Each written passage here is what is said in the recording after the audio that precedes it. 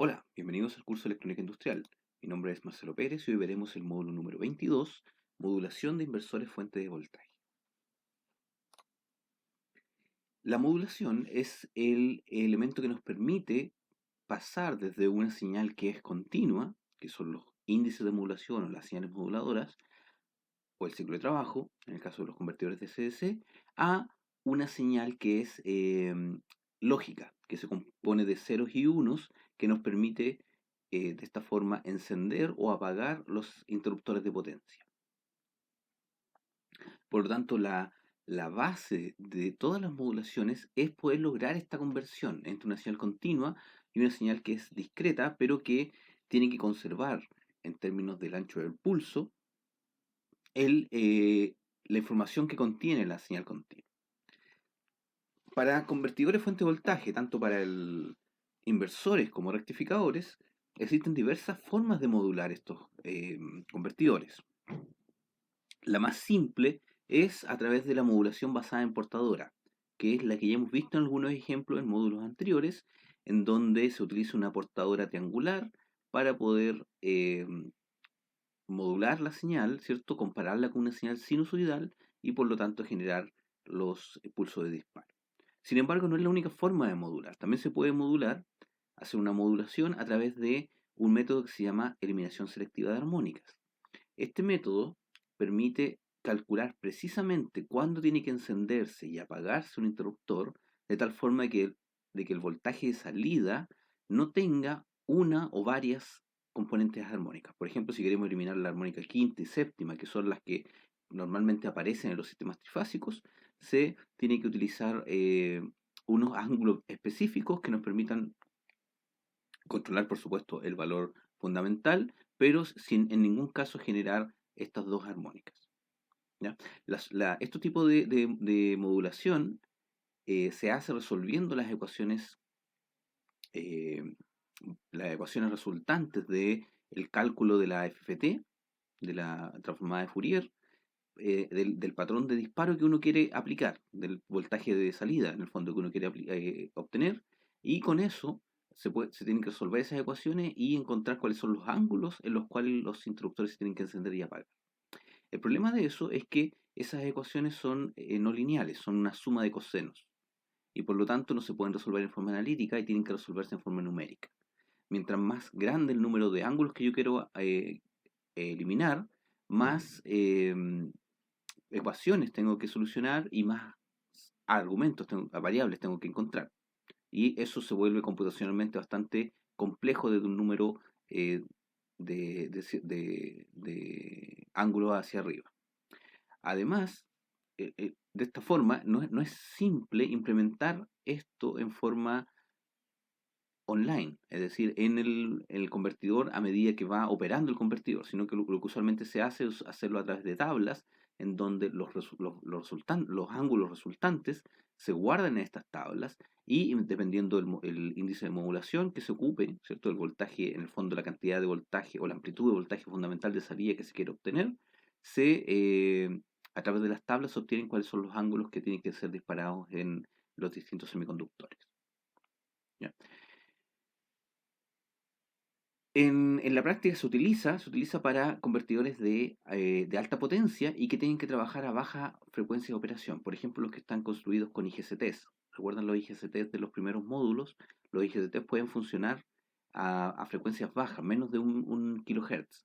Eso quiere decir que en términos de armónicos sería menos del armónico 20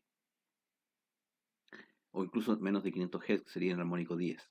Para ese tipo de convertidores se puede utilizar eliminación selectiva de armónicas, pero tiene el defecto de que como usualmente se implementa en forma offline y se tiene una tabla, entonces el control a veces se ve afectado dependiendo de la granularidad de la tabla, es decir, qué tan fino la tabla fue construida. Después tenemos la modulación vectorial. La modulación vectorial hace uso de una representación vectorial de los estados de conmutación del convertidor. Es decir, los estados que nosotros los vemos como un vector, que podría ser que cada vector estar generado por si el interruptor está encendido o apagado, ¿cierto? Por ejemplo, un 000 indica que los tres interruptores de arriba están apagados, mientras que un 0, 1, 0 indica que la fase B estaría encendida.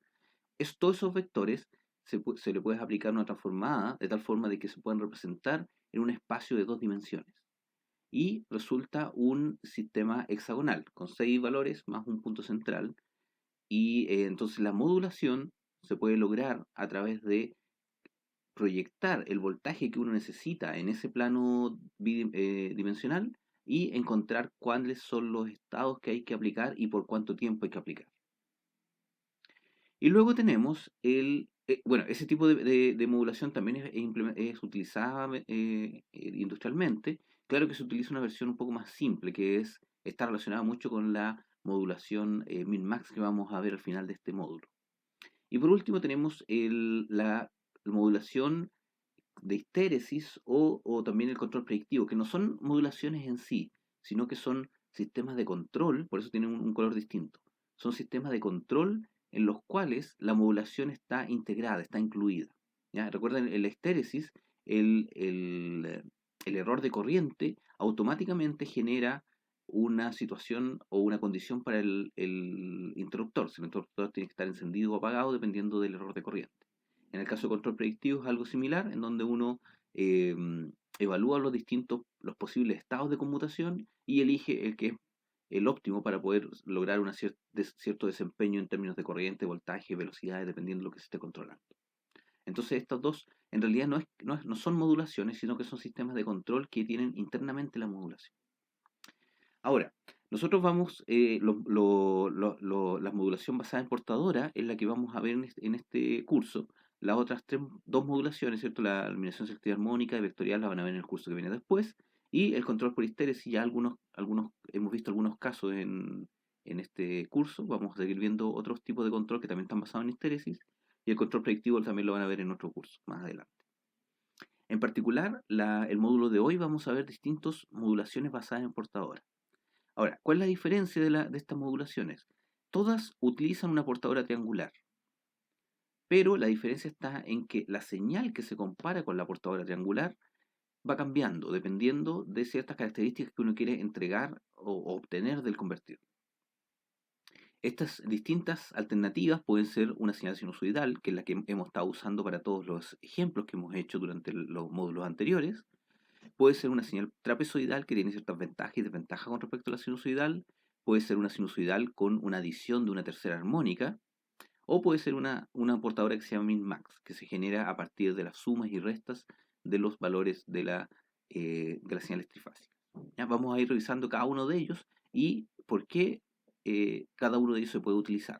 Cuáles son las ventajas y desventajas que tiene. Vamos a partir con la portadora sinusoidal. ¿Cuál es el objetivo de la modulación? El objetivo de la modulación es ir controlando,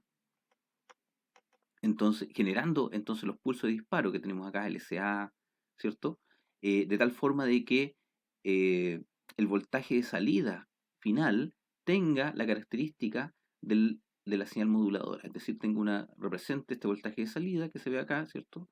El valor medio, que es la sinusoidal que vemos aquí, o la fundamental en realidad, corresponda al valor fundamental de la señal de modulación.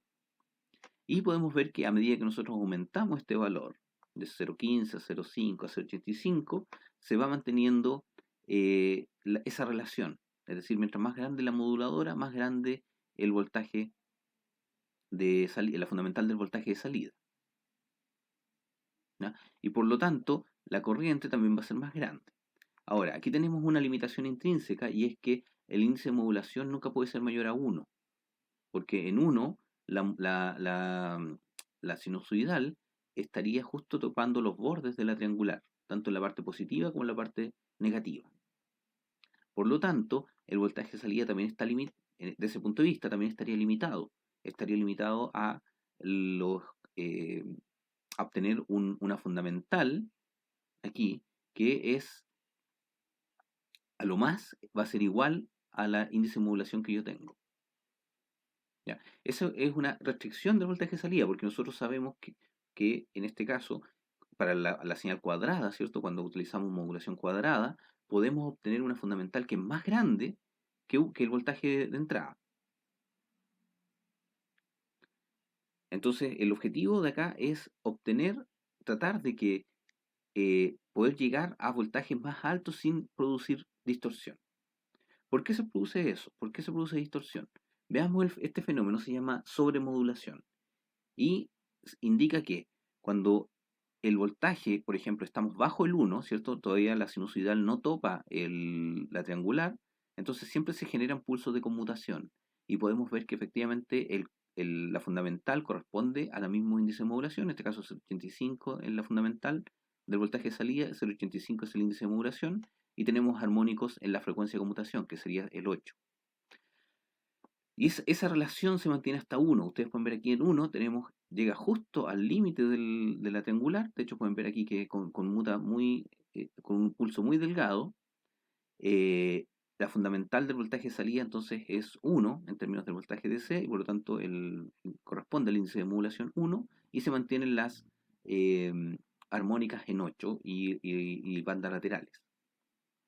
Pero si el índice de modulación crece más de 1, es decir, la amplitud de la señal sinusoidal que modula es mayor a 1, se empiezan a producir ciertos fenómenos.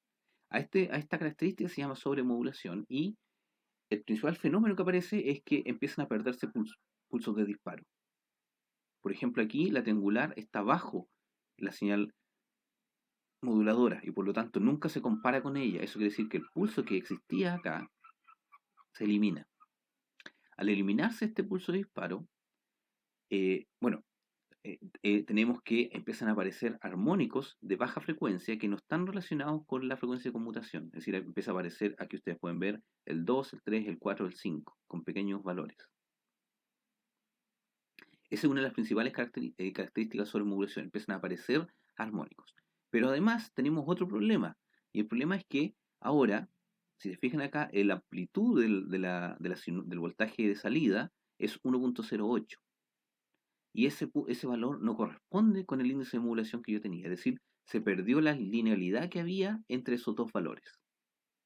Ya no existe esa relación lineal. De hecho, si lo analizamos en forma más completa, podemos ver acá abajo el índice de modulación, que lo hice variar entre 0 hasta 2, y acá podemos ver el voltaje de salida por unidad. Es decir, en 1 tenemos voltaje VDC. Podemos identificar claramente dos zonas. Una que es la zona lineal, que va entre 0 y 1, en donde efectivamente el voltaje de salida, ¿cierto? La fundamental del voltaje de salida es lineal con el índice de modulación. Es decir, si yo muevo el índice de modulación, se mueve hacia arriba o hacia abajo, ¿cierto? Una cierta cantidad, el voltaje de salida se mueve exactamente lo mismo. Pero si yo salgo de la zona de lineal y llego a la sobremodulación, sobre 1, ¿cierto? Puedo hacer crecer la moduladora mucho, incluso hasta 2 veces la señal, eh, el valor de la sinusoidal, ¿cierto? Pero el voltaje de salida empieza a perder la linealidad, ya no sube en la misma forma en la cual yo estoy subiendo el índice de modulación, porque se producen los fenómenos que yo mencioné anteriormente, es decir, empiezan a perderse los pulsos y ya no tengo, va convergiendo en el fondo una señal cuadrada. Y por lo tanto, si yo aplico un sistema de control, el sistema de control tendría que restringirlo a copiar hasta 1, pero sabiendo que el convertidor puede generar más voltaje. El convertidor puede generar hasta 1,2, 1,20 y tanto, que es el voltaje que yo tengo en el caso en que eh, tengo una señal cuadrada. Entonces se han propuesto diversas formas de modular el convertidor para evitar este problema y extender el rango de la zona lineal. ¿Ya? Eso tiene bastante importancia por el concepto de utilización del voltaje DC. Es decir, yo tengo un voltaje DC fijo y eso me limita entonces el voltaje de salida dependiendo del ciclo de modulación, el índice de modulación. Si el índice de modulación logra ser un poco más grande, no sé, un 10% más grande, eso quiere decir que yo puedo utilizar 10 veces más del voltaje DC. Y puedo lograr, por ejemplo, hacer que el motor funcione momentáneamente o permanentemente con una velocidad mayor o con mayor potencia para mover o aplicar mayor torque a la carga.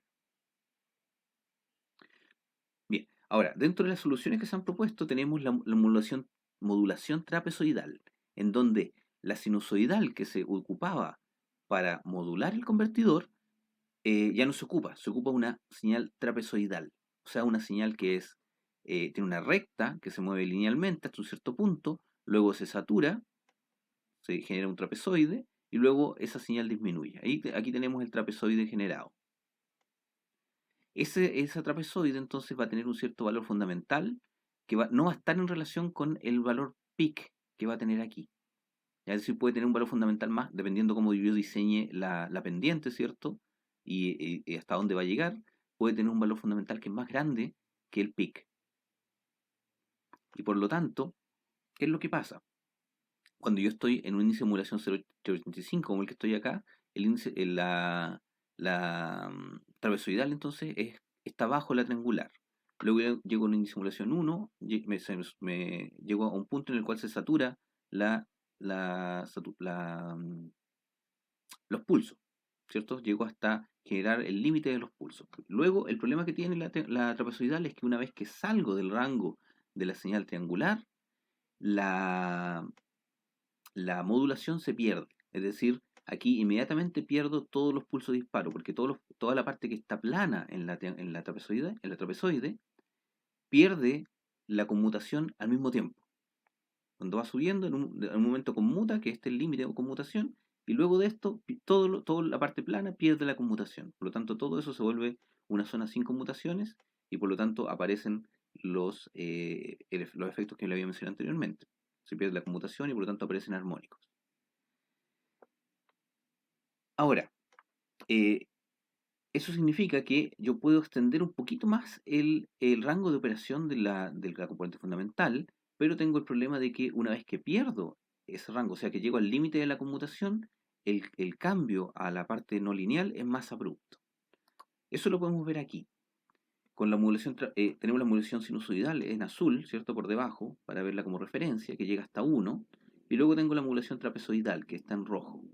Entonces con la modulación trapezoidal puedo llegar a un valor en forma lineal, ¿cierto? A un valor que es un poco mayor a 1, un poco mayor a lo que llega a la sinusoidal. Y depende de cómo se diseñe esta modulación trapezoidal, es decir, cuánto tiempo va a estar en la parte lineal y cuánto tiempo va a estar en la parte plana. Entonces, puedo de esa forma extender un poco el rango de operación cercano, puedo hacerlo hasta un 15%, dependiendo cómo diseñe la trapezoide. Pero una vez que salgo de la zona lineal, el corte es más abrupto que en el caso de la sinusoidal. Ahora, eso no tiene tanta importancia porque usualmente uno diseña para no trabajar en esta zona, para no llegar a la zona de no lineal, de sobremodulación. ¿Ya? Pero en el fondo le extiende un poquito la trapezoide, perdón, la zona lineal de esta trapezoide. Ahora, el problema está en el efecto de cómo se genera ese trapezoide a partir de una señal sinusoidal, porque la salida del controlador de voltaje o de corriente de voltaje o velocidad que vamos a ver más adelante, genera una señal de referencia sinusoidal. Puede decir, yo necesito una señal de voltaje sinusoidal de tal frecuencia y tal amplitud.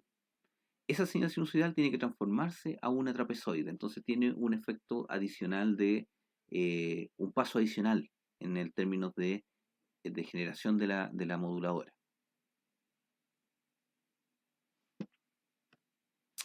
Para, bueno, hay otra forma de hacer esto, en donde no tenemos que diseñar unas trapezoides, sino que lo que se hace es sumar un componente de tercera armónica, como este que se ve en la figura, acá, en la ecuación acá al final, a la sinusoidal modulante. Es decir, tengo mi sinusoidal modulante aquí, es la moduladora, perdón, el m seno de omega t, pero en lugar de aplicar solamente el seno de omega t, tengo que aplicar también una tercera armónica, un sexto de seno de 3 omega t.